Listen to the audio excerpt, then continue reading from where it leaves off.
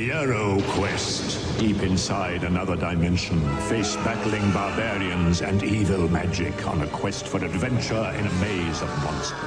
This is Heroquest, the fantasy adventure game where winning means mastering the arts of combat. I'll use my broadsword. And magic.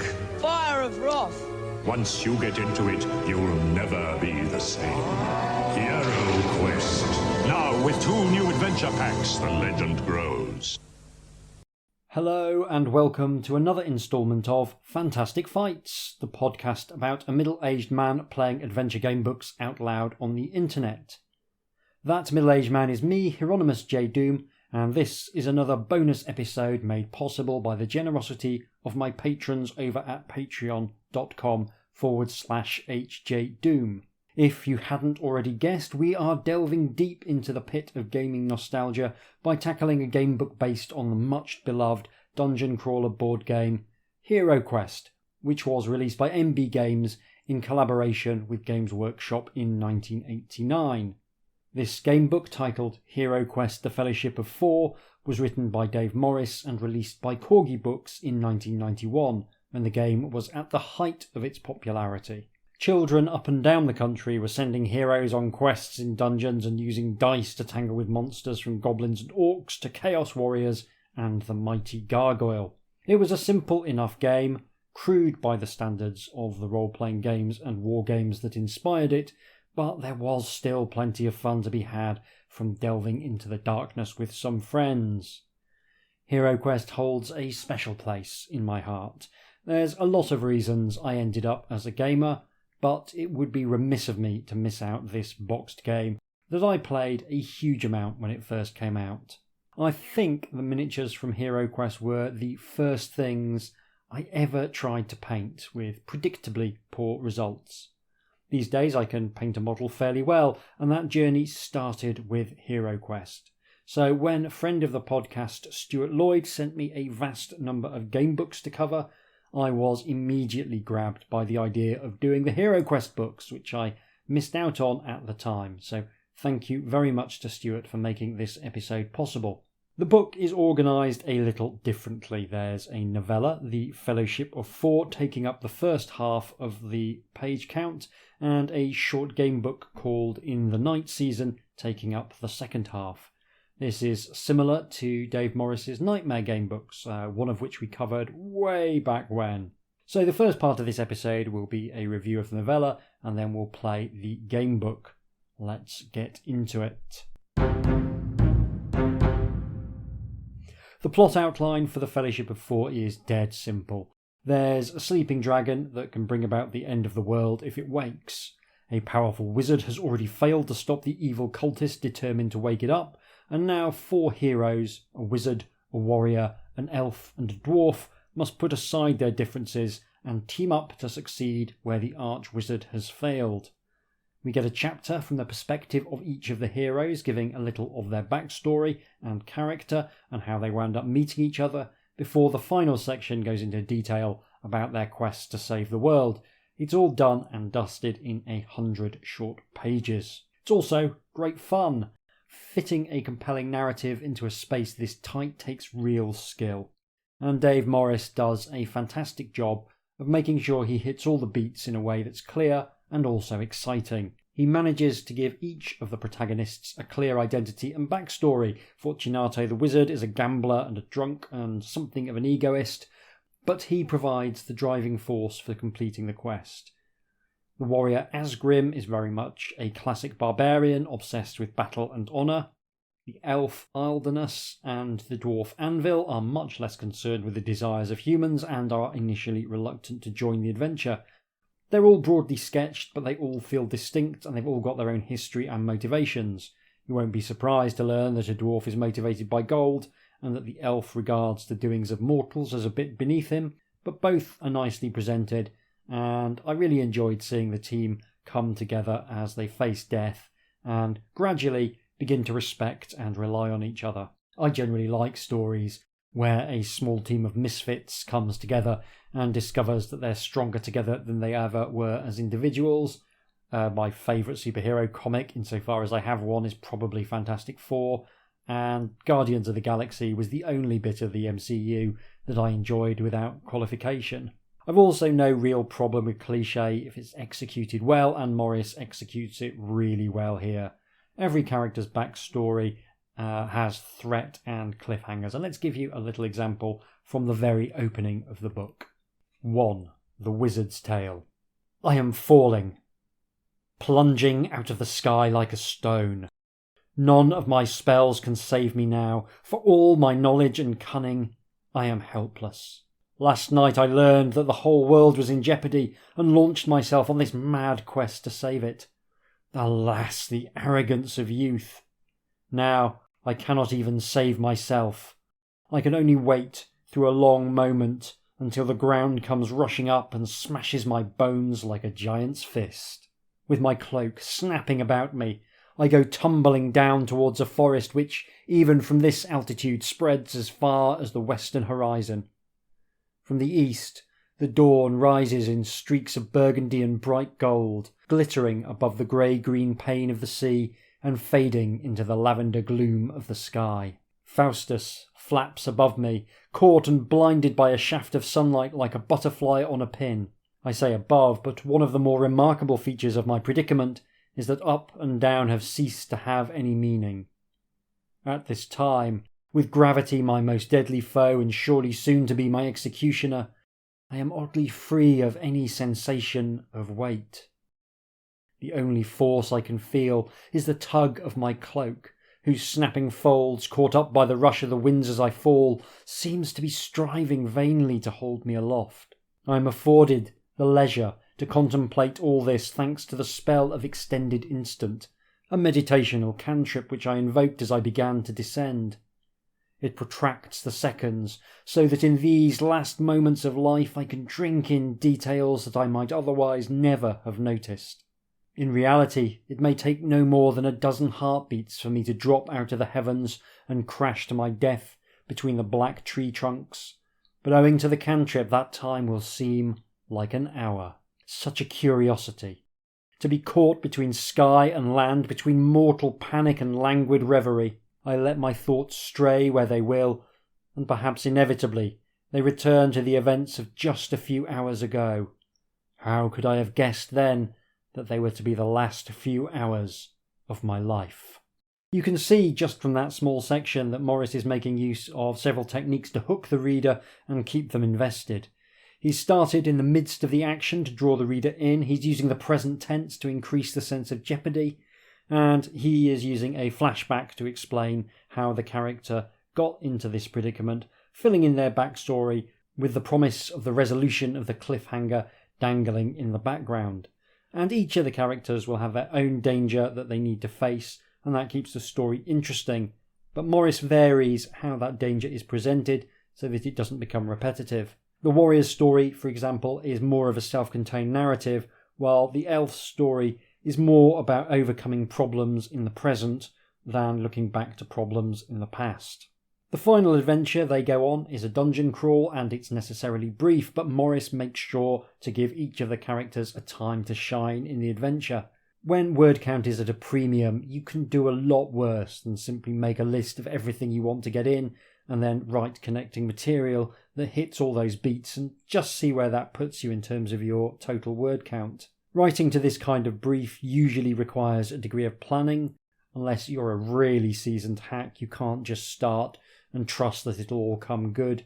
You've got elements that have to be in there from the source material. It's one of those things that makes writing a challenge, but it can also be good fun, and the fact that there's things you have to include imposes a structure on the material which can make your job a little easier. The dungeon they face has enough traps and monsters to give a flavour of the classic dungeon crawl, and there's even time for a recurring villain in the shape of an evil orc shaman, which I liked very much indeed. And I think the writing style is good as well.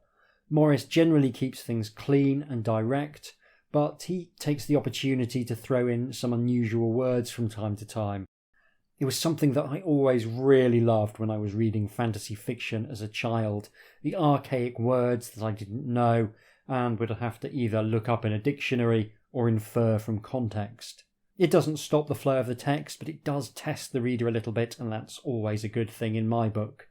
There were a couple of words I actually had to look even though I'm in my 40s, and I still think it's cool.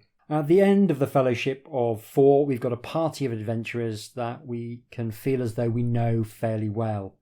They have their flaws, but they've overcome some tough challenges, and they know that their fates are entwined.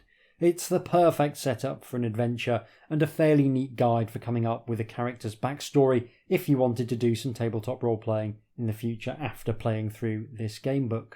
It highlights that a protagonist, whether in a novel, a gamebook or a role-playing game, should always have a reason why they're seeking adventure, an internal motivation that's unique to them. Characters in stories usually work best when they have an incentive to take action which is independent of their situation. Drama often comes when their own motivations and the demands of the situation are at odds.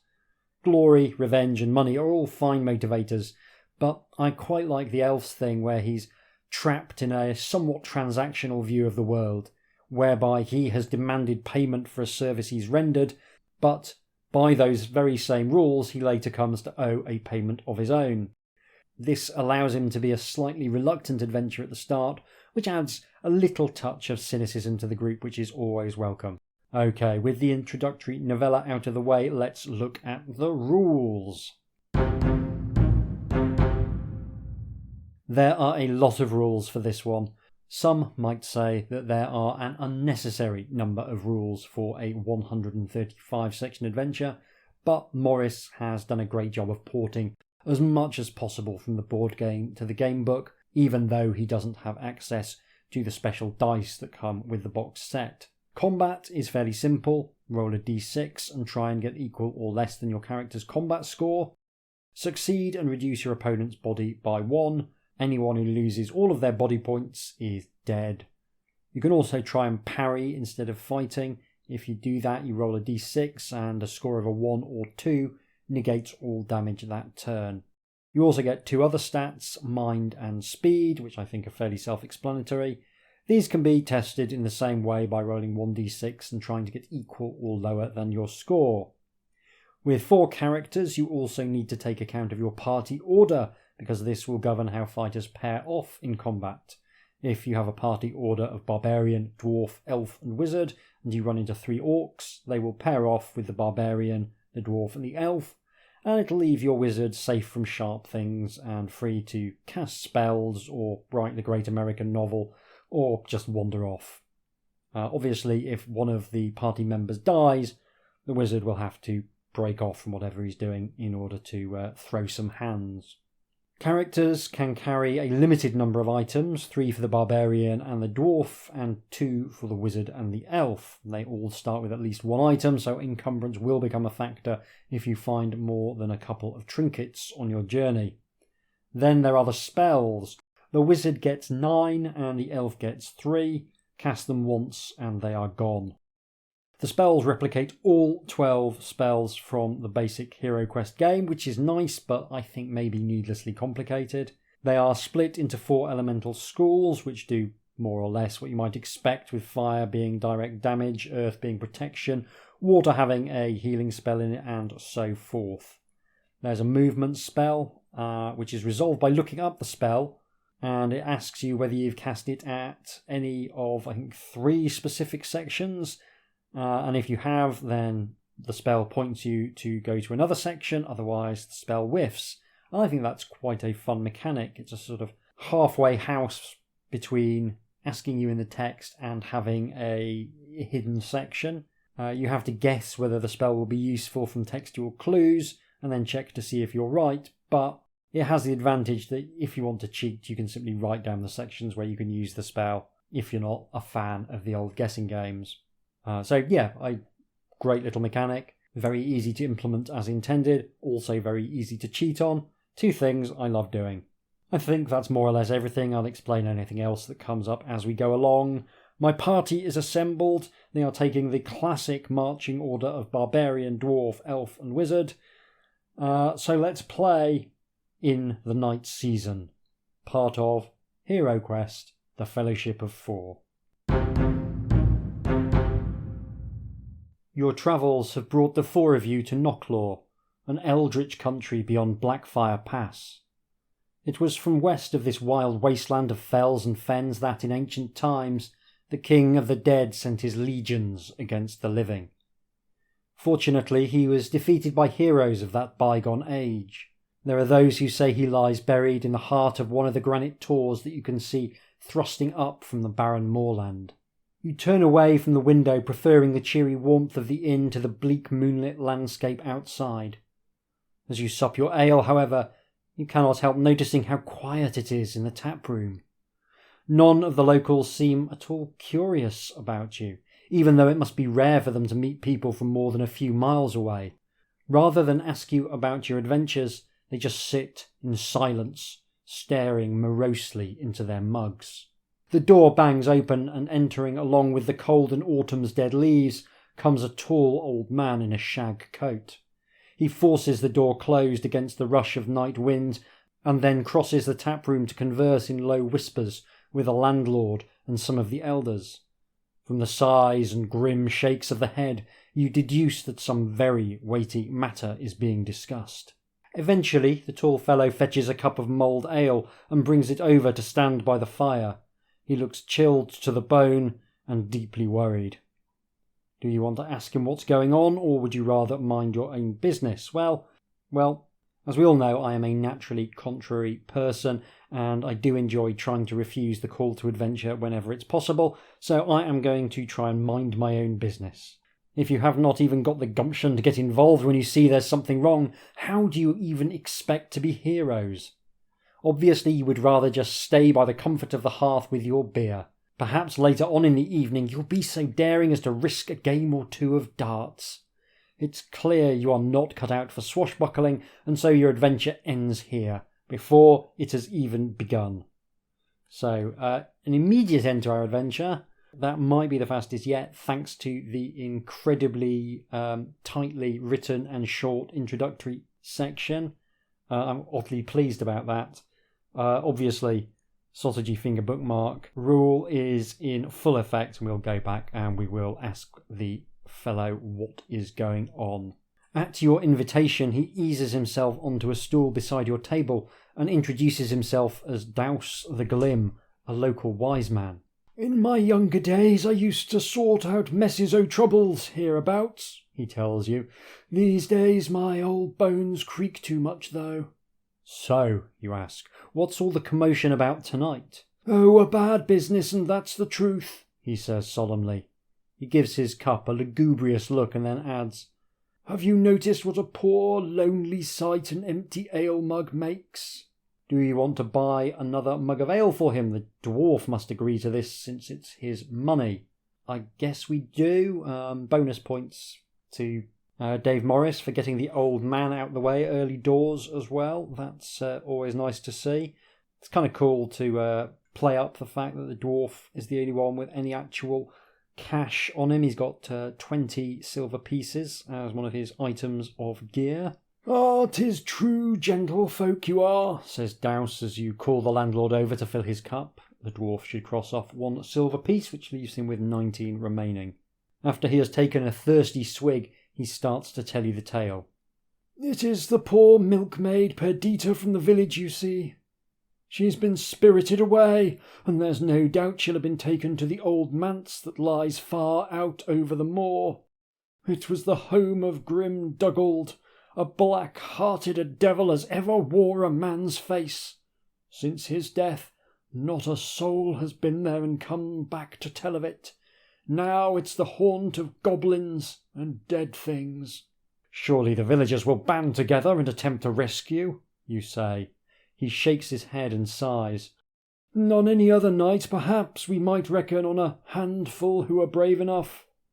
But this is Samhain Eve, when the unseen folk go abroad on the moors and work all manner of wild witchery. No one dares venture out tonight, and in the morning no doubt poor Perdita will be found cold and dead in a ditch. So you can go to the haunted manse to rescue the maid, or you can keep to the safety of the tavern, which will, as we already know, lead to the end of the adventure. So no option but to go to the grim manse of Grim Dugald. "We'll do it," you cry. "We'll go to the old manse this very night." Your announcement is greeted by the other villagers with the sort of enthusiasm that they might give to someone who's just declared themselves to be carrying the Black Death. They stare at you slack-jawed, then hastily set down their mugs and set off home.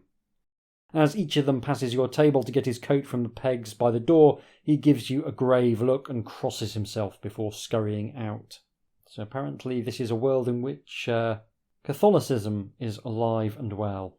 Just as you are heading out of the inn, you bump into a peddler who is parking his handcart outside.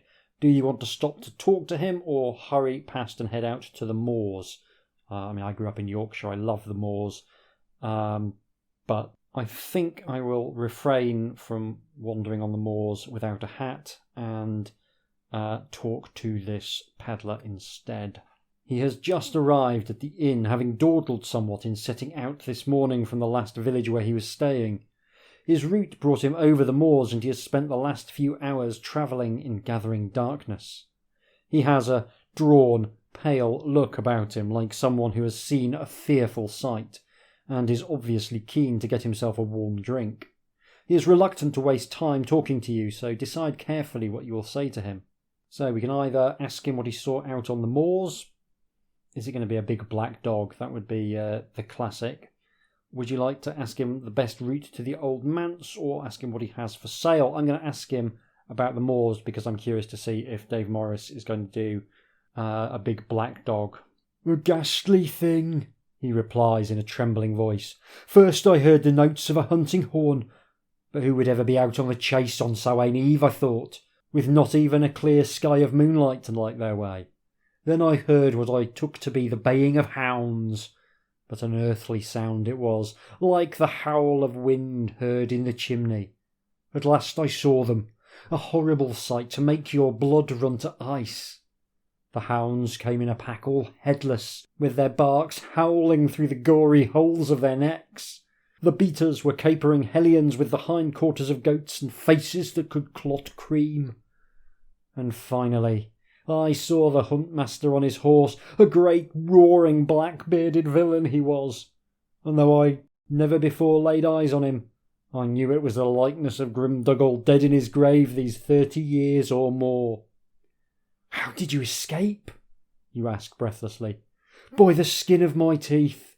Pushing my cart for all I was worth, I fled up the hillock and down gully, careless of brambles and potholes in my path, and all the time I could hear the blaring of that horn and the horrible hot breath of the headless hounds on my neck. Just as it seemed they must catch me, I waded through a shallow stream, and suddenly it was silent. I risked a look back, and there was nothing behind me but moonlight and shadow. Can't cross running water, you see, them demons and the like. Now you'll excuse me if I discuss this matter with a bottle or two." He goes past you into the inn. You summon up your courage and set out across the moors. So I was almost right. It wasn't one big black dog. It was a bunch of headless dogs and Grimduggal and a bunch of huntmasters. So I guess the wild hunt would have been my second guess. I was honestly expecting this to be a straightforward dungeon crawl from the outset. I kind of assumed that it would be a story that really did try and capture the experience of playing Heroquest, but we're going for something a little bit more expansive, which I'm quite enjoying. You make your way out across the moors. The moon shows as a white gleam behind heavy shutters of cloud. Looking ahead, you can see 3 possible routes. One is a stone lichway that passes by a number of ancient burial mounds. The second, used by carts heading to and from the market, heads over the moors to the town of Itherion. It skirts a ruined castle which many believe is haunted. Alternatively, you could take the path that winds through the misty hollows. I don't fancy the lichway with its ancient burial mounds. I don't really fancy the path through the hollows. Let's play it safe and go for the cart track. An interesting decision, to be sure. The track meanders beside a low stone wall choked with vines. It takes you past tangled meadows and under the looming shapes of the local gibbet. You are thankful for the thick clouds that hide the moon, sparing you more than a glimpse of the gibbet's mouldering occupant. No sooner have you thought this than a moonbeam shines starkly through a rent in the cloud. You catch a momentary gleam of a ravaged face, its lips eaten down to a ghastly white grin, and hurry past with a shudder.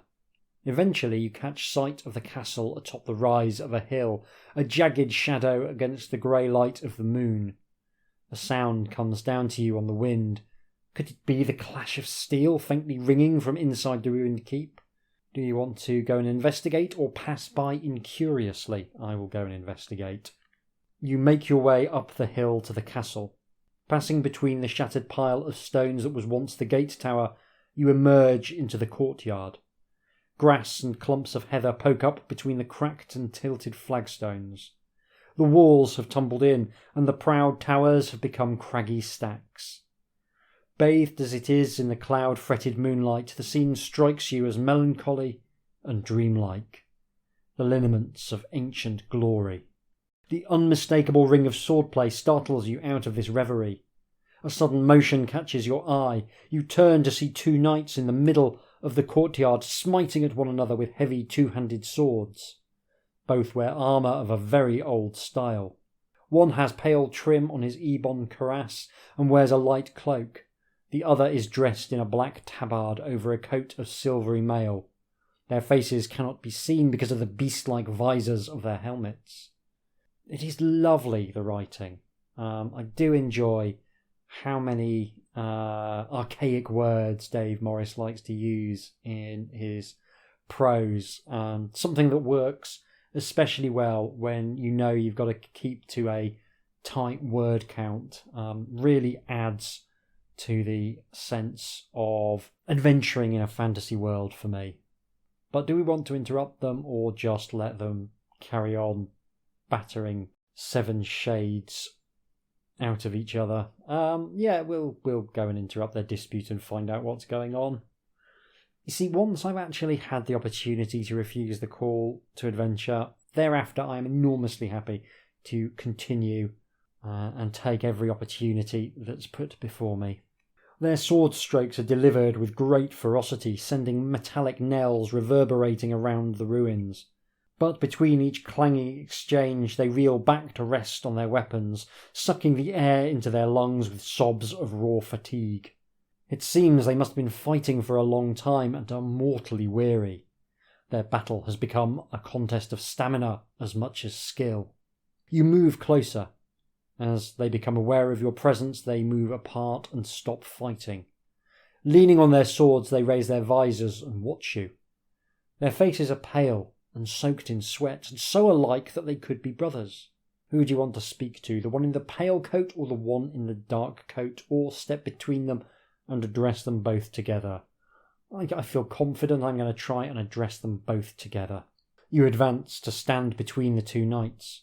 "This duel is senseless," you say. "You are equally matched, and you might fight until doomsday without settling the issue." "If that is true," mutters one darkly, "then so long shall we fight," finishes the other. Their hard glare into one another's eyes seems to bore right through you as if you were nothing. Their expressions are rigid, with relentless enmity.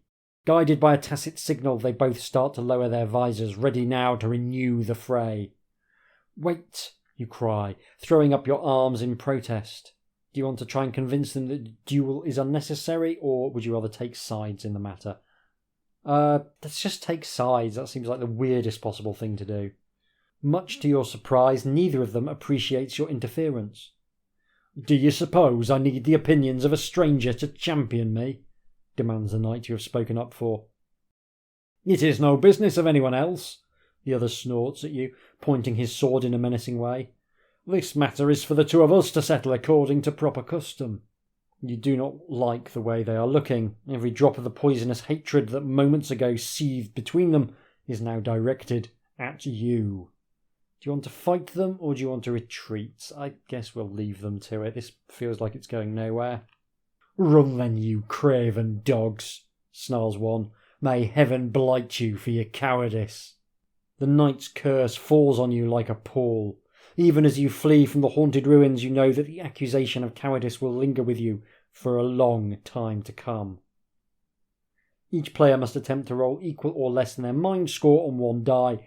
Anyone who fails loses 1 mind point. With the ghostly night's taunts ringing in your ears, you hurtle down the hillside and along the road, not halting until the ruined castle is in the distance far behind you. So that's cool.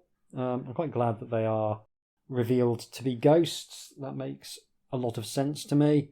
I like the idea of ghosts being trapped in repeating the same cycles of events. We watched the Stone Tapes recently, which is great and really kind of delves into the idea of ghosts as echoes of past times trapped in the walls of particular buildings. Anyway, so let's roll for my various characters. The Barbarian has a mind of 2, so he gets a 1, meaning that he doesn't lose one of his precious points of mind. The Wizard has a mind of 6, which means that he automatically succeeds. The Elf has a mind of 4.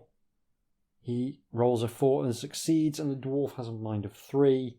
He rolls a 2 and succeeds. So, yeah, excellent. That's a lovely little encounter.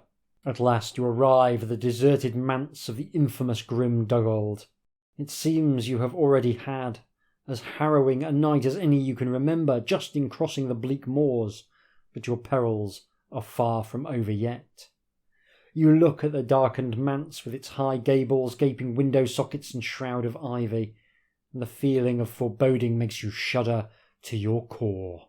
Still, you will not make things any better by hanging around out here. You may as well get things over with. If only you knew what the things in question were. Cautiously you advance along the path until you reach the edge of a wide trench that surrounds the manse like a moat. There is no water in it, but the dim moonlight brims it with shadows. There is a kind of bridge spanning this moat. It is not like any bridge you ever saw before, however, since it is made up of thick square tiles of pale marble, which hover magically in the air without supports. The tiles are about 2 paces on a side, and are close enough for you to easily jump between them. You notice that they are furry, with grey mould that also hangs raggedly down towards the moat. So that suggests that they've been here for some considerable time, which might be a clue that they are safe to cross. We've got a choice between using these and descending into the dry moat. I'm going to try and cross by the hovering tiles. Walking on the bridge is more difficult than you had expected. This is because of the uneven coating of fungus and the fact that some of the tiles are tilted at a slight angle. If you have a length of rope, which I don't, then you can rope yourself together and cross without much danger. If not, then you might prefer to climb down into the moat and get into the manse that way instead. So without the rope, I guess we will climb down into the moat as an alternative. You clamber down the sides of the trench into the thick shadows. The bottom of the moat feels slimy underfoot, knotted with weeds. A toad croaks once, unseen in the gloom. Is the dwarf still with the party? He is indeed. Hopefully this means that he's going to spot a trap. You spot a secret tunnel entrance in the wall of the trench. This feature is common in isolated manor houses, an insurance allowing the occupants to escape should the manor be besieged in time of war.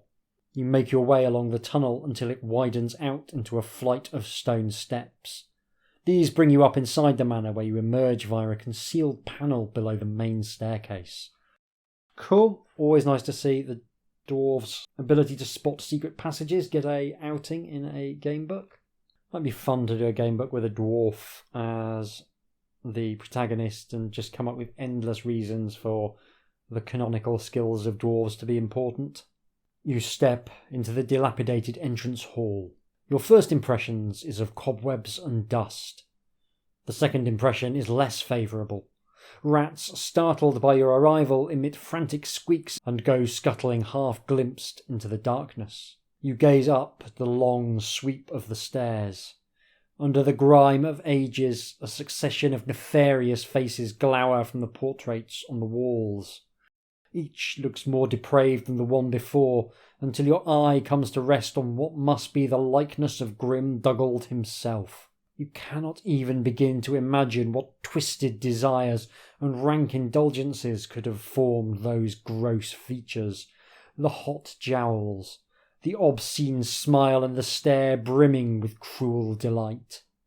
If the devil wore a human face, that would be it. Who hasn't looked at some jowls and thought, they look hot? I suppose if you were very red-faced, you might think, ooh, those are some hot jowls. So I don't think it's a wrong bit of imagery, it's just a slightly odd choice of phrase. You tear your gaze away despite a horrified fascination. Off to one side below the stairs, steps lead down to the cellar. At the back of the hall is an archway. On the lintel over this is displayed Dougal's coat of arms, a raised fist in scarlet bearing a flail on an ebon field. Likes the word ebon, or ebon. Do you want to go up the stairs, through the archway, or descend to the cellar?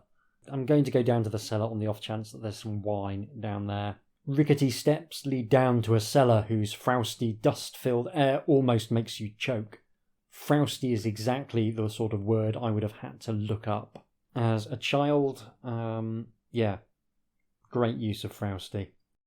You advance between racks of wine bottles whose labels date back over many years. You notice one vintage reclining under a thick gathering of grime of over a century ago. Do you want to take a bottle of wine with you? That's what I came down for, so yeah, we'll give the wine to the... I don't trust any of these people not to just drink it, quite honestly, but we'll give it to the elf. You find a door at the back of the cellar. Beyond lies a sloping passage that seems to lead down into a still deeper catacomb. The darkness returns your gaze, heavy with foreboding. But it is down there, no doubt, that you will face your destiny. Before entering the ominous passage, however, you glance back along the wine racks. You might never again get the chance to visit such a well-stocked cellar. Perhaps there is time to sample just a few goblets of one of the rarer vintages. Do you want to tarry a while to see what the wine is like, or do you think it's better not to waste time? It's better not to waste time, but I do want to get good and soused. For health reasons, not entirely unconnected with being in my mid-40s. I drink very sparingly, so I have to take my alcoholic pleasure where I can find it. So if you give me an opportunity to get fictionally drunk, I am definitely going to take it. It surprises you that grim Dugald, if he still exists, has not drained his cellar dry by now, since he has obviously not restocked it in 30 years. Perhaps he no longer drinks wine. Classic bit of Dracula foreshadowing there. You uncork a bottle of white wine, the red being far too turbid for drinking at this temperature. It's very warm down in this cellar. We know that from the frowstiness.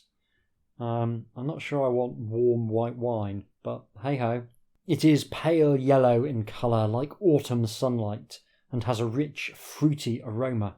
The taste fills the palate, heady fumes rising to whelm your senses in a swirl of pure pleasure. Sweet nectar! You refill your goblet eagerly. The dwarf and the barbarian are both well able to hold their drink. The same is not necessarily true of the elf and wizard, however. And if these players are in the party, they will need to roll a die to see how they are affected. The number rolled is the amount by which they must reduce their speed owing to intoxication. Remember that anyone whose speed reaches 0 must be left behind. If anyone is capable of proceeding, you may. If all surviving members of the party are unable to proceed, then that is a problem. I love the idea of the entire party just getting dead drunk and having to abandon the quest. I feel as though in reality a large number of quests are probably abandoned due to everyone getting dead drunk before embarking. Or maybe that's just reflective of people I know. Okay, so Dwarf and the Barbarian are fine. The Wizard has a speed of 3 and it is reduced by 5, meaning the Wizard must remain behind. The Elf has a speed of 4 and it is reduced by 4, meaning that the Elf must be left behind. So, 2 skinniest members of the party are dead drunk and will take no further part in proceedings. Excellent. You go down deep into the earth. Finally you emerge from the tunnel in a cave so vast you cannot see the walls or roof at all. A torch glimmers in a bracket on the wall beside you. If there are any mortal players left, then you must take the torch with you, as otherwise they will be unable to see. So the dwarf and the elf can see in the dark, the barbarian cannot. So we will take the torch, that's fine, the barbarian's still got a slot free. You reach the edge of a subterranean lake, but the water and your surroundings are so silent and black that you almost seem to be in a void. You see only the white stone quay underfoot, the gleam of torchlight on the still water, and a white lacquered rowboat tethered to a bollard on the quay. Does anyone want to drink some of the lake water? I think we've learned our lesson about drinking things, so we will not.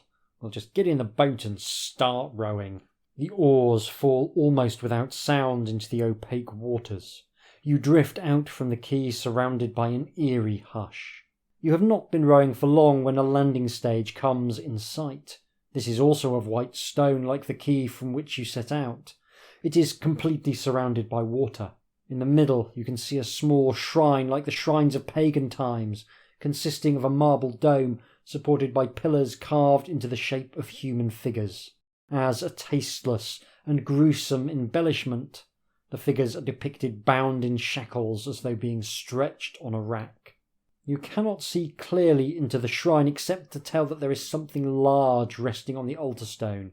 Do you want to dock or row on in search of the far shore of the lake? Let's have a look. Very curious about this. Your hairs stand on end as you walk towards the shrine. You do not need any sixth sense to tell you that this is a place of great wickedness. Stepping between the pillars you see a grey stone coffin lying on the altar stone. Unlike the rest of the shrine, the coffin is very crudely worked and deeply weathered as if it had been exposed to the element for years. Before you can make a move towards the coffin, there is a ghastly bubbling growl and 4 figures shamble from behind the altar to attack you. They are women, chalk white of flesh and listless of gaze, whose black hair and robes hang lankly as though damp. So we have 4 undead brides we must fight. They each have a combat of 3 and a body of 1. Should be okay. There is enough room in the shrine for all the players to get into melee. So 2 of them will attack the dwarf, 2 of them will attack the barbarian. This should be absolutely fine. I'm going to roll some dice. I have defeated the undead brides. The dwarf was reduced from a body of 7 to a body of 5, and the barbarian was reduced from a body of 8 to a body of 6. Even as you approach the coffin, you smell the slaughterhouse stench rising from it. It is filled with blood, and you can only pray that it is not human blood. What vile monster would keep such a grisly thing here? With a shudder, you at last begin to guess the truth. On the altar, at the base of the coffin, is a large bronze key. You decide this is certainly worth taking. Record it on someone's character sheet even if something else must be discarded in order to carry it. Well, that's fine. We've still got plenty of space to carry stuff. Let's say I've got 1 space left to carry stuff. Do you have a phial of holy water and do you want to use it? I do not and I don't. So we're going to set out in the boat again. Eventually you reach the far side of the lake. Unlike the quay you set out from, this is not a man-made landing place but a shore of white pebbles. Dragging the boat up onto the beach so that it will not drift off, you commence a search of the area. Quite soon you find a locked door in the back wall of the cave. It is of stout bronze-bound oak. Pressing your ear to the door, you can just make out the sound of muffled sobs. Do you have a bronze key? I do indeed. So we did need to stop off. I wonder if you get a chance to break down the door if you don't have a key. A host of large white bats drops down out of the darkness. They will fight to the death to prevent you opening the door. Proof, if proof is needed, that something of priceless importance lies beyond it. So there are 5 bats, each with a combat of 2 and a body of 1. I'm going to roll some dice again. I have defeated the bats. I will say that with low body scores on most of the monsters we've found so far, Combat goes really, really quickly, goes at a genuinely very pleasant clip. However, the dwarf was reduced to body of 4 and the barbarian to a body of 5 in the ensuing melee. But we've won. You unlock the door. It opens with a gravid creak to reveal a young girl cowering inside a small bare cell. I mean, to me, gravid means filled with eggs. Is it being used as a synonym for pregnant? Yeah, because I don't think they are exact synonyms, gravid and pregnant. Okay, no, I'm absolutely wrong. Yep, it can mean someone who's literally pregnant, but it can also mean the figurative meanings of pregnant as well. So why did I even doubt Dave Morris? He knows words better than I do. My name is Perdita, and I am from the village a few miles across the moor, she tells you. How do you come to be here, you ask? I'm not sure. On my way home I was overtaken by dusk.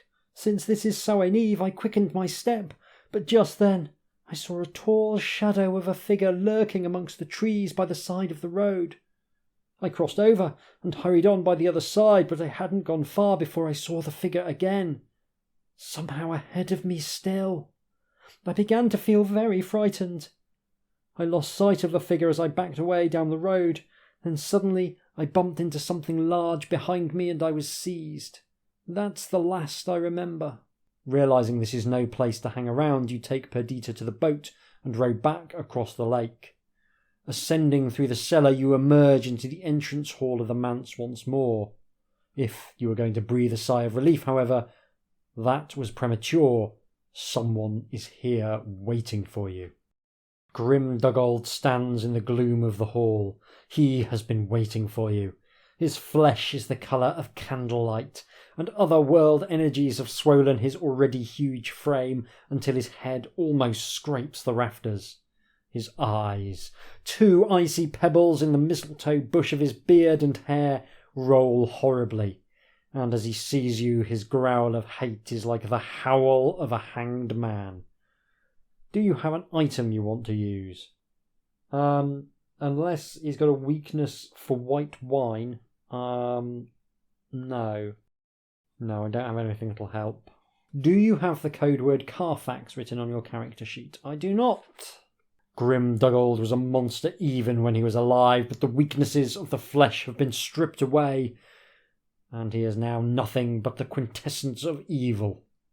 Looking into his ghastly corpse-lit eyes, you know that you can never expect quarter from such a foe. This is a fight to the finish. So Grim Duggold has a combat of 6, which means he hits automatically, and a body of 18. So there's no way I can actually defeat him in a fight. It says there's room for up to 3 players to fight him at one time, with the 4th casting spells, if they have any.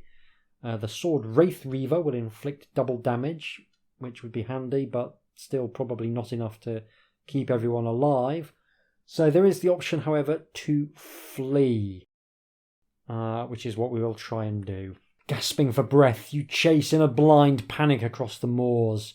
Cold moonlight paints a maelstrom of wild fells, sucking hollows and stunted trees, all of which hurtle past in a blur. Then, as you stagger up the side of a hillock, the distant blare of a hunting horn echoes out of the distance behind you, and you hear the horrible baying of phantom hounds at your heels. Did the peddler tell you how to get away from Duggan's hunt? He did indeed! Hooray! We made one good decision in the course of this adventure. You pause for breath. The cold night air feels raw in your lungs, and sweat plasters your hair over your eyes. Through the throb of your own terrified heartbeats you hear the gushing of water. Looking around you see a brook, no more than a faint trickle in the bottom of a weed-strewn ditch, but perhaps it will be enough. You mutter a silent prayer. The hunting horn sounds again. It is much closer now, but you do not dare look back. You start towards the brook. Your legs feel almost too weak to carry you, either because of exhaustion or because of terror. But somehow you stumble to the ditch and manage to jump across. The eldritch baying bays to a crescendo, breaks around you like a wave, and then it is gone. All is silence. You look back. The moors are deserted. Sinking back on the turf with a sigh of heartfelt relief, you rest until your limbs stop shaking, and then you set out for the village. Very exciting. Did you rescue the milkmaid Perdita from Grim Duggal's clutches? I did indeed. You march back to the village in triumph. The sun rises, casting a warm gold light that sparkles on the dew and does much to dispel memories of the appalling experiences of last night. The villagers unbolt their doors and emerge into the day. On catching sight of you, they raise a cheer and surge forward to surround you. Then you are lifted on their shoulders and carried to the village square, where they begin a celebratory breakfast in your honour. The elders of the village try to make you accept a reward, but you know they are poor people and you will have none of it. Keep your silver, you tell them, for your thanks are reward enough. In any case, you know that in an adventurer's life, a bag of gold and a goblin are always just around the next corner. So, no mention made of the two comrades we left dead drunk and presumably now dead in the lair of Grim Duggald, and no mention made of what kind of revenge Grim Duggald might perhaps take on the village for daring to stand against him, but, you know, it's very rare for me to finish an adventure. Admittedly, I did need to make use of the sausagey finger bookmark rule, but in all fairness, I didn't actually die. I just decided to play darts instead of going on an adventure. So it's maybe not the worst one. So I'm going to call that. I'm going to claim to have finished that one. It's obviously not particularly difficult, but it is a lot of fun. I had a great time with it. I will go back and rummage through it to see if there's a way of taking out Grim Duggald, which I'm sure there is. Another example of my preferred technique of making it pretty easy to finish, but giving you an incentive to go back and try again. Be nice to make use of some of the spells. I didn't manage to make use of any spells in that adventure. I'm going to go away, I'm going to play it again, and I'll be back for you in just a few seconds with some closing remarks. Tatty bye. At 135 sections, there's not a huge amount to say about this slender adventure gamebook. You've got a more or less complete flavour of it from my playthrough, but there are a few things I can tease out and examine. Firstly, it's a great example of how to construct a simple gamebook. It utilises the core mechanics of gamebooks extremely well. You've got a simple structure, but one designed to make replaying feel attractive. I think with a short adventure, one temptation is to try and make it heavily linear, the old corridor with rooms branching off from either side approach. That can work, but I think Morris creates something here that feels a little bit more expansive and invites repeated attempts a little bit more. You've essentially got a 3-act structure with a simple introduction and the chance to get a clue or some gear from the peddler, followed by your travel to get to Grim Duggald's manse itself, and then a final act inside the crumbling and haunted mansion. There's 3 routes to the manse, each with their own spooky encounter attached. We saw the ghost-haunted ruins, but there's also a swampy area and a very nice barrow, complete with a barrow wight and some ancient treasure. Once you are in the mansion, there's 2 optional areas you can explore before you head down into the caverns beneath the surface. None of these are exactly complex, but if you want to find a magical sword which enables you to do double damage to the big bad vampire at the end, then you do have to do things in a specific order, and that's something I do appreciate. There's a lovely encounter with a demon-possessed mirror which can play out in quite a few different ways, including providing one of the opportunities to use your pass-through rock spell, which is nice. There's quite a few ways for the final confrontation to pan out, depending on what you've accomplished in the earlier part of the book, and that's a great feature as well. The fight with Grim Duggald himself is almost impossible if you fail to do anything useful on your adventure, but you can make it easier with items bought from the peddler or by dousing his hidden coffin with holy water, and various things will weaken him noticeably or indeed allow you to take him out completely. I love a climax that can play out in a few different ways, and this is a great example of that.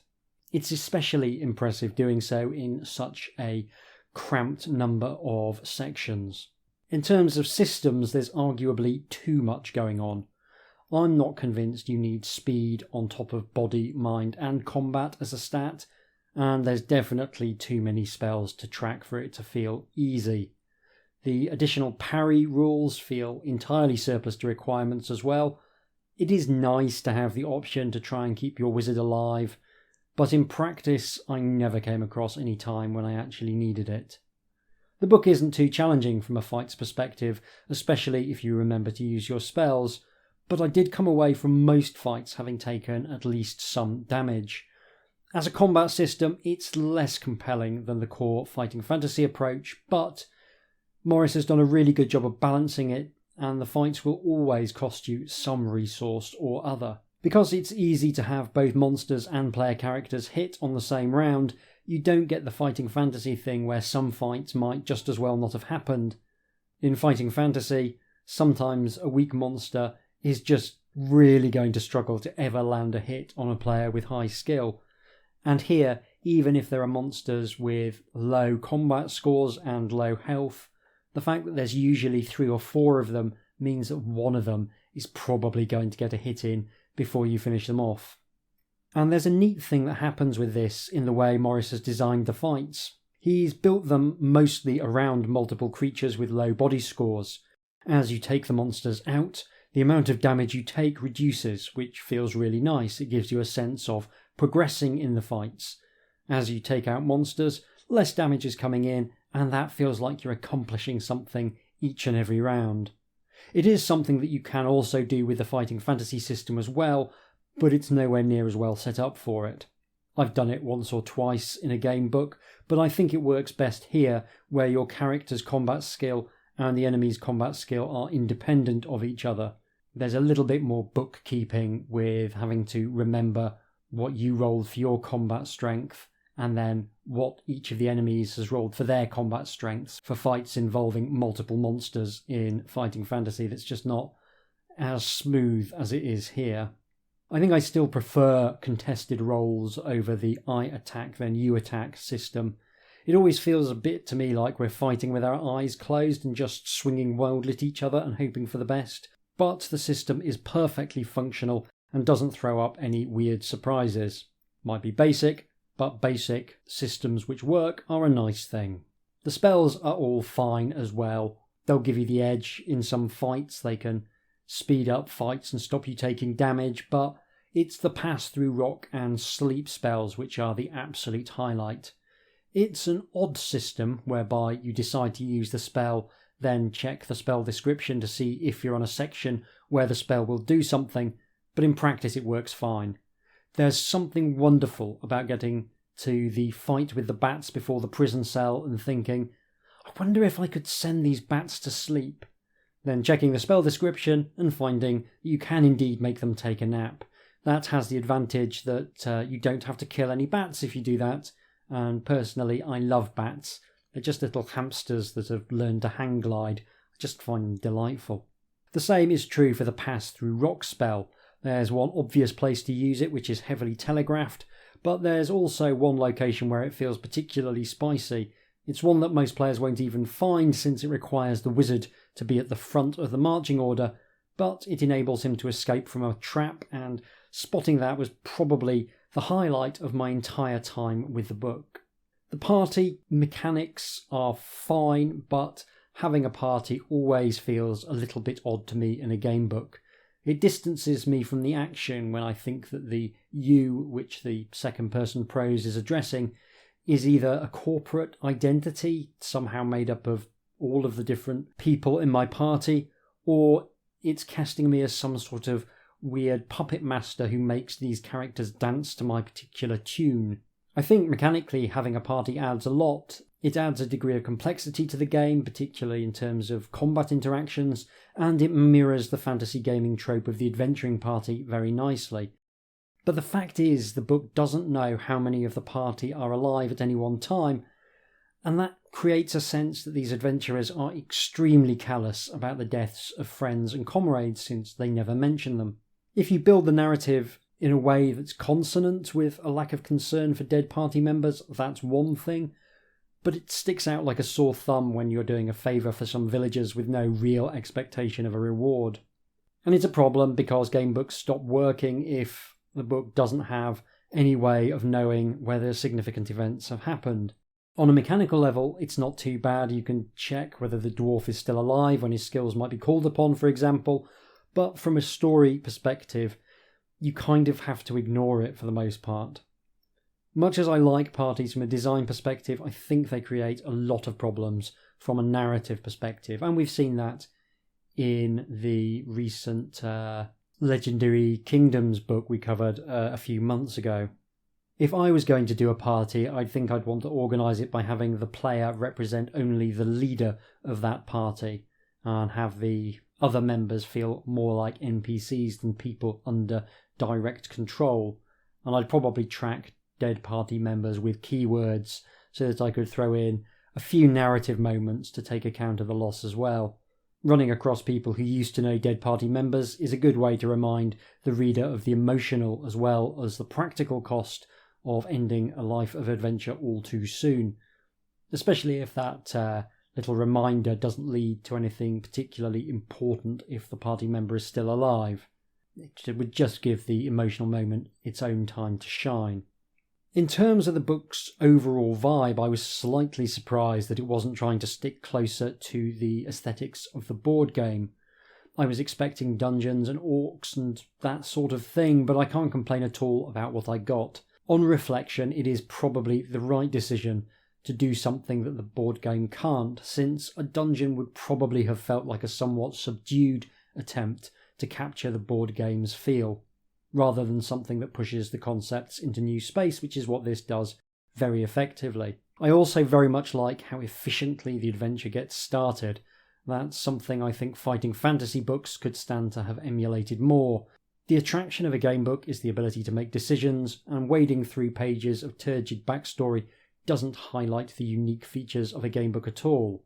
Obviously, in this case, you've got essentially 100 pages of background in the form of the novella, which opens the action.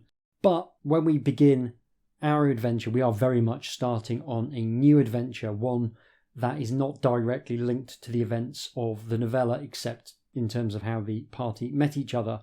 And I think you could have presented the premise of a group of adventurers quickly and simply in the rules section and still got into the action nice and quickly, even if that novella hadn't been there at all. It recognises that all fantasy worlds are much of a muchness, and honestly no one cares as much about Blobby the Mighty's castle made of cheese or his 12 large geese as they do about the orc that might be lurking around the next corner. Sitting in a tavern and having someone come up with a problem to be solved might be extremely hackneyed, but it's also extremely efficient. Rescue a maiden from a vampire who lives over the haunted moors.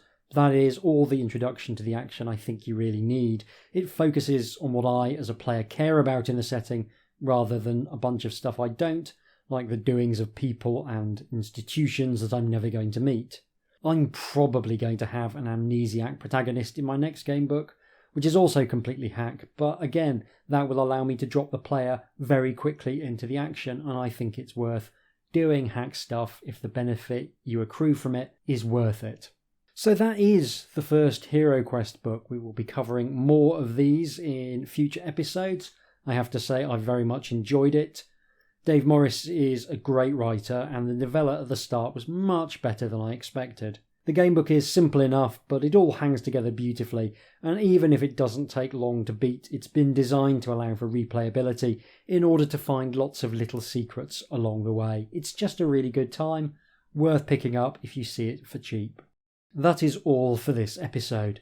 Join me again in a couple of weeks when we'll be playing Spectral Stalkers, book 45 in the Fighting Fantasy series. If you want to get in touch with me in the meantime, you can do so by emailing me at hjdoomretrofun, all one word, at gmail.com, or by following me over on Blue Sky at hjdoom. Thank you very much for listening. Take care, and I'll see you soon.